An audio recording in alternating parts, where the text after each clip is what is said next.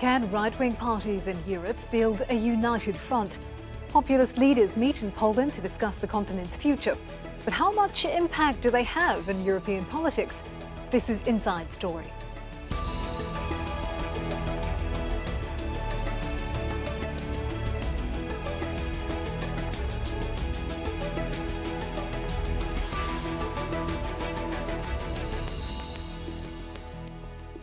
Hello, welcome to the programme. I'm Vinell. The leaders of 14 European right-wing parties are at a conference in Poland. Among the nationalist and populist issues up for discussion is the building of an alternative centre of power in the European Union. Now, it's aimed at opposing the EU on issues like migration, national sovereignty, as well as lesbian, gay, bisexual and transgender rights. But the leaders face a number of challenges caused by their differences. Some view each other as too pro-Russian, while others are fine with Moscow's influence.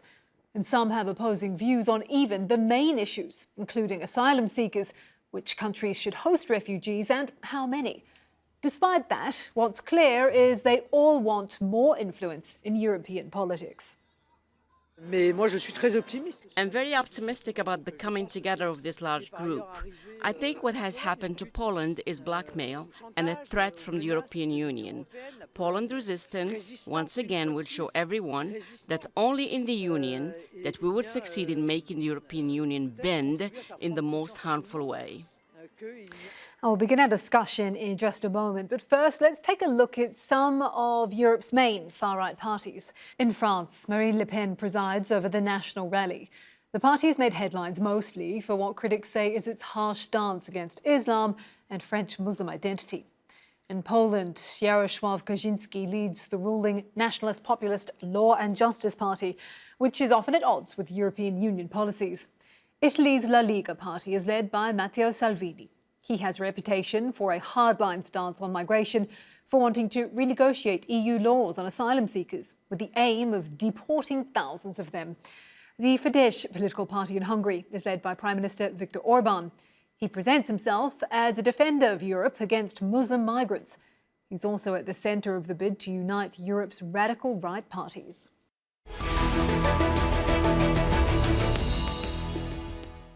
OK, let's bring in our guests. We have Aleksandra Rybinska, who is an expert at the Warsaw Institute. She joins us from Poland's capital, from Brussels in Belgium.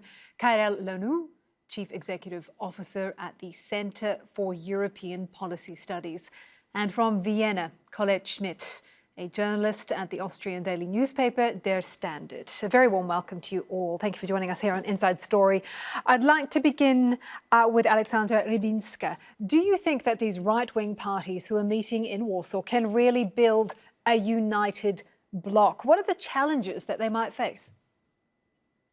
Well, they face actually a whole series of challenges. The first one is that they are not all in the same political group in the European Parliament.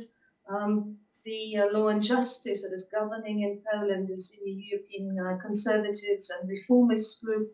Now, the Lega Nord, the Italian party of Matteo Salvini, is in Identity and Democracy. So the discussions have been ongoing if a new group should be formed, and some of those that are in Identity and Democracy should join the group of Law and Justice, and now this has been a subject of contention.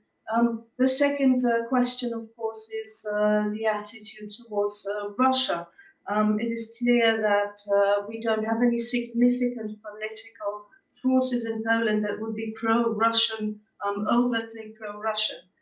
This is mostly dictated by our history, by our experience with Russia, which has been negative, and also today Russia is seen by Poland as an existential threat. So there are many of those parties, like the Lega Nord, like the party of Marine Le Pen, are pro-Russian, and this is also a point of contention. So just quickly before we move on then, do you think there's any point in the meeting at all? Do you think they'll be able to form a bloc?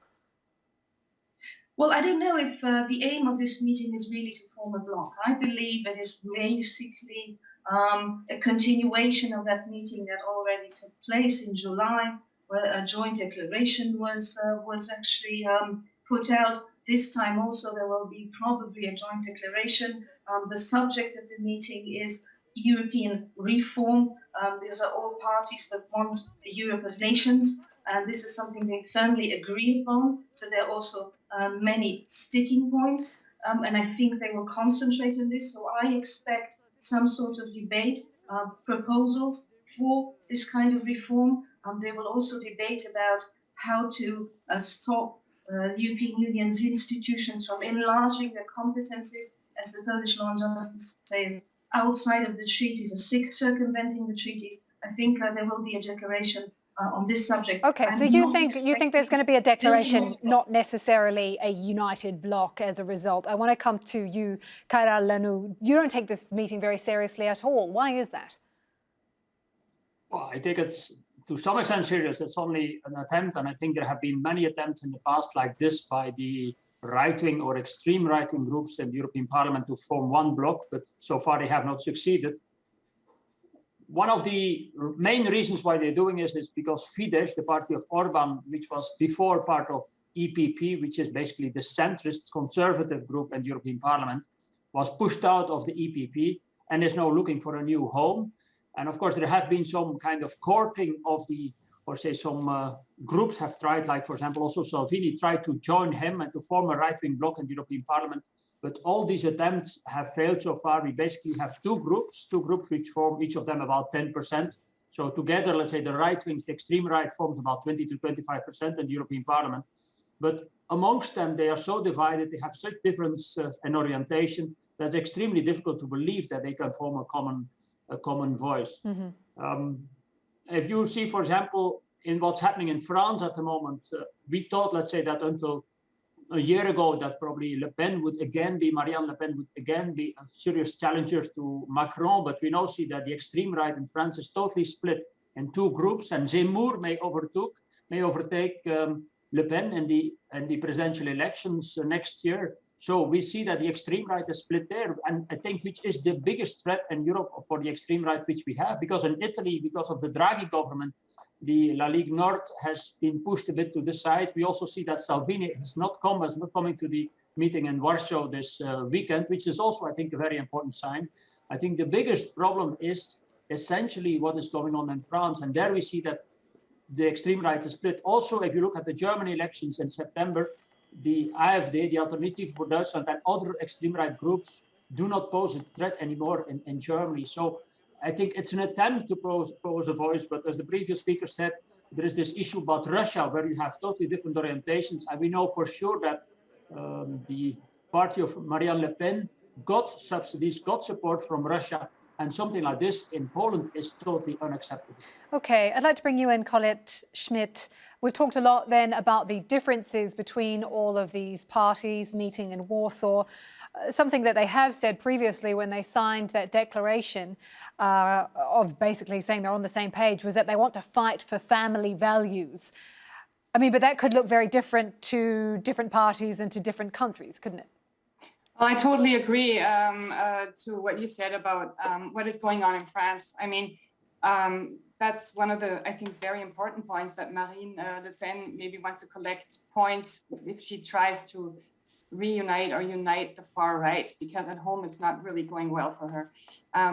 What really unites all these groups is, or most of them, that it's not, they have all seen better days, and they really are not on the rise right now in their home countries.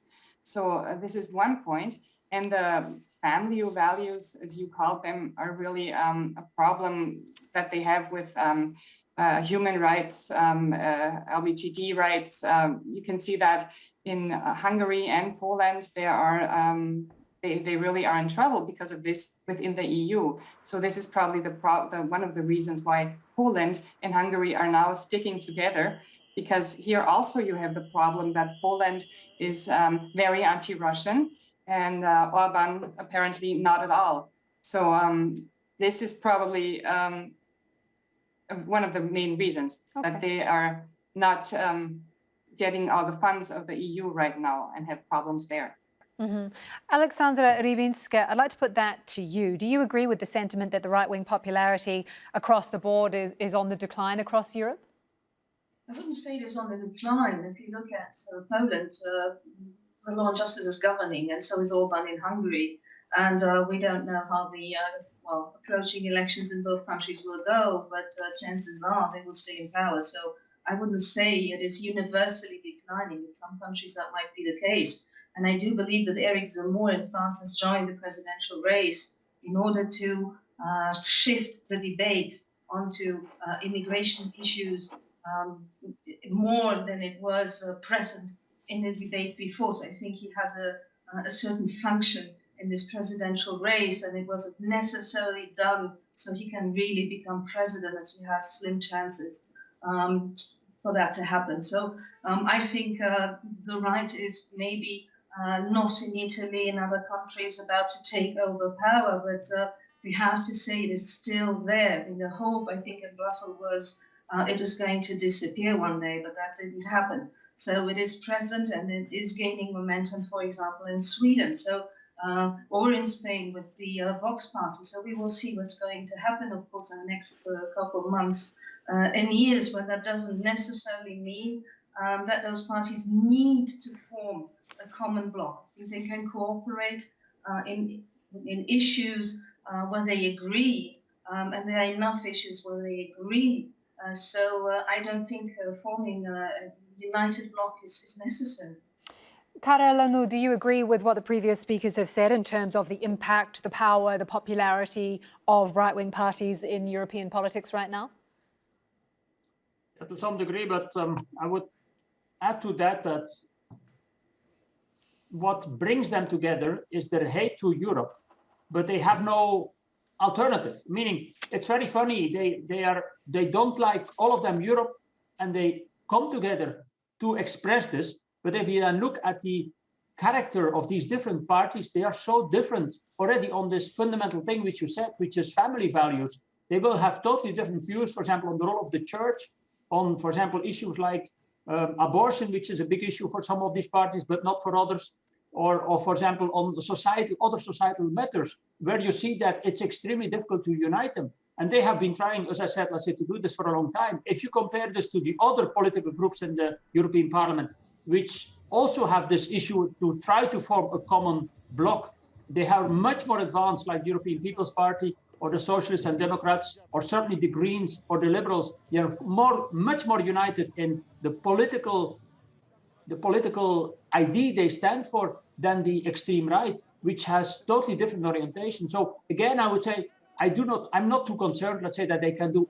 much against. Of course, it's a pity. I personally find it a pity that there are so many in the European Parliament and that they get paid by all of us. But that's what we have in democracy. And if you see what happened again in the German elections in September, and Merkel can be proud of this, she has managed again to marginalize the AfD, the extreme right in Germany. Of course, Germany has a special, because of its history, a special connotation with extreme right. But we see that I'm not so concerned, let's say, about the extreme right, apart from France. And as I said, let's say, the good thing which is happening now, apparently they are splintered amongst themselves. And Le Pen, which I think has challenged 3 or 4 times already, has been in the second round 3 or 4 times, let's say, to become president of in France, never managed. So Colette, Schmidt, I can see you.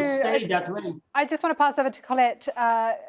Colette Schmidt, because I can see you nodding your head there, talking. Your mic was off, but was there something you wanted to add to that? Well, in France, you can see what you can really watch in a lot of countries in Europe. Le Pen started moving to the middle because she was too far right to get voted into a powerful position. And now, of course, there's a new man with Eric Zemmour, who's really very far right again. And this will go on like this because they get divided in the end. And if they don't unite, it will be hard for them to gain power, I think so. But however, what I wanted to say is that it's paradox, but these right-wing or even right conservative parties are all nationalists. And that doesn't fit very well into the idea of the European Union. So even if they try again and again to unite, it won't, on the long run, work, I think so, because they really don't think internationally. Do you understand what I mean? Yeah, I want to put that same sentiment yeah. to Aleksandra Rybinska. I guess what we're trying to say is, or what's being suggested there, is that these parties who believe an essential tenet for many of them is national sovereignty, then looking to build an international united front might seem to some like an inherent contradiction. What do you think? I don't think it is necessarily a contradiction, and right now we do not have a supranational European state. We have nation states in Europe, and right now nation states are the only guarantee for democracy. Neither the European Commission is elected, so it has little democratic legitimization. Greatest democratic legitimization lies with nation states. That is a fact. The second thing is, I don't think those parties hate Europe. What they want is to reform Europe. We are all part of the European Union, and we all have to somehow think about what kind of European Union we want. Now, we have federalists who want the federal state, and then we have those parties meeting today and tomorrow in Warsaw who want a Europe of nations, which was actually the initial idea of Robert Schuman. It was supposed to be a Europe of nations, and it has developed more and more into a deeper integration. Not everybody wants that. And I think those parties have a right to discuss their vision of Europe. That does not mean that they hate Europe. They want to change it. They don't want to abolish it. So that is a totally different thing. And I think it is really that many assumptions are made about, for example, the law and justice, that they are Eurosceptic. They're not Eurosceptic at all. We do not really have Eurosceptic parties in Poland. Those are fringe parties that don't really matter on the political scene. Okay, Karel, Lannoo, I want to put that to you, but advance it a little bit in that often one thing is born of the other, right? Right-wing populism, perhaps a reaction to its opposite. What is it that you think these parties are rebelling against? And even if you don't agree with the form that rebellion might be taking, could it be cause for some soul-searching within the EU? If I listen to the previous speaker, I would say I would certainly disagree with you, because Schuman was in favor of a form of a United Nations, of a United States of Europe, like we see it in the United States of America, which is a federal state with clearly federal competences at the top. And that's what we want to create in Europe, and we want to advance in this sense. And that's certainly what these extreme right or these very right-wing groups in the European Parliament do not want. They basically want to go back to what we have achieved. For example, I remember very well that interview between Le Pen and Macron, when Macron, for the second round, about 4.5 years ago, were arguing. And Le Pen wanted to abolish the euro, wanted to go back onto that. And Macron was then asking to her, let's say, but what essentially is the euro doing? And she hardly knew. And she felt basically through this argumentation, she lost her chances, let's say, to be elected. I mean, that's what this group wants, let's say, to go back on these commitments and to strengthen the nation state. For example, also to undermine the Court of Justice. And the European Court of Justice is basically the arbiter if there are issues where we don't agree amongst 27 member states, which is the ultimate authority to go to, which we now use, for example, also for the attribution of the EU funds, which we agreed in the Next Generation EU, and on what conditionality could be imposed by the European Commission to get these funds, which, for example, is an issue for Poland at the moment. But this is all part of a federal construction. This is not only a construction of the United Nations of Europe. We have made a long way, let's say, over the last 30, 40 years in integrating Europe and strengthening supranational competences within the EU. And I would also argue, let's say, that the Commission is probably not directly elected, but she's tightly controlled by the European Parliament, and the European Parliament is directly elected. Of course, the European Parliament is not entirely a parliament as we know it at the national level, but already has many competences to do that. What I hear is that I hear some disagreement about what it is that these right-wing parties want in terms of the future of Europe, their visions. I want to come to you, Colette Schmidt, about some of the factors that are at play here, the context in which this is all happening. What do you think that the migrant crisis has done, not just on Poland's border with Belarus, but across the EU? What do you think it has done for these sort of nationalist, populist parties? You know, while the EU may not agree with many of these parties or leaders or even nations, it is open to discussing, for example, the EU financing of physical border infrastructure. So what do you think that has done to this whole discussion? Well, it has served the right-wing parties around the European Union well, of course, the crisis in especially 2015, because especially in countries that took in a lot of refugees, they could really gain power, like in Austria and in Germany. As you know, in Austria, we even had the Freedom Party in our government for 2 years. Then we know the end of that story with the Ibiza video. But this was really helping them to rise. Now we have another crisis. Apart from migrants, Belarus and Poland, we have a corona all over the EU. And I think if you look at the recent elections, just Germany, for instance, maybe the coronavirus pandemic crisis was more a topic to a lot of voters than the migrants. I think so. But of course, this crisis really divided the EU because actually we could not find a way to share the responsibility for refugees all over and to the same amount in every country, in every member. Aleksandra Rybinska, you say that the idea of building a united front, a grouping of parties with the same aims, it's not new. So why is it that it's advancing now, do you think? It is being brought up now, especially by the Polish Law and Justice, who has initiated this meeting, because of the dispute over the rule of law that it has with the European Commission, or with Brussels, to put it that way. And obviously, it is seen as a good occasion to show that they do have support. One of the main subjects of the discussions during this meeting is effectively limiting the competences of the European institutions. So from the point of view of the Polish government, which has been confirmed by a ruling of the Polish Constitutional Court, the European institutions only possess competences that have been allocated to them in the treaties by the member states. And so the European Commission that is criticizing the justice reforms in Poland is acting outside of the treaties, outside of these competences, and this is not acceptable. So there's a number of political forces on the right side, on the conservative side in Europe that see this in a similar way. And I think this is one of the reasons for this conference. But I wanted also say something to what has been said before about the migrant crisis.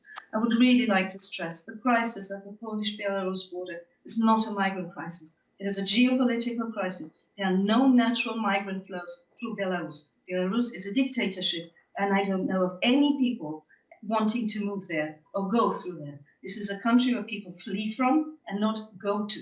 There are no natural migration flows. It's an artificial crisis created by Alexander Lukashenko, and as soon as he stops taking the planes in with the migrants, there will be no migrant flow anymore. I can see others nodding their heads in agreement with you. We've got less than 60 seconds now until the end of the program. I'd like to end very quickly with you, Karel, Lannoo. How do you see the trajectory right now in terms of the future of the far right?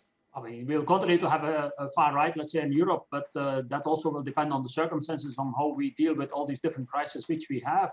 But if you see how well we covered the health crisis and how well the EU worked in a domain which is not an EU competence, health, where the EU basically managed to order vaccines for all of the Europeans. And I think we are basically ahead of the rest of the world in the way we are controlling this health crisis at the moment. Of course, we still have a lot of problems in many states, but the EU has reacted. And you only need to remember what happened in February, March, when it was unsure whether we will get there. And then von der Leyen said we will have so many percent, 60 or 70% of the population vaccinated by July, which we managed to do.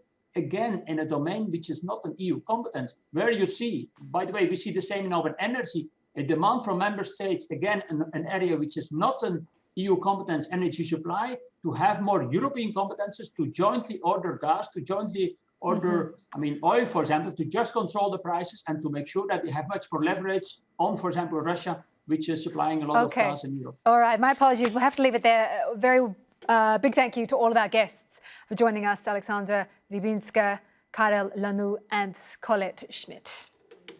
And thank you too for watching. You can see the programme again anytime by visiting our website, aljazeera.com.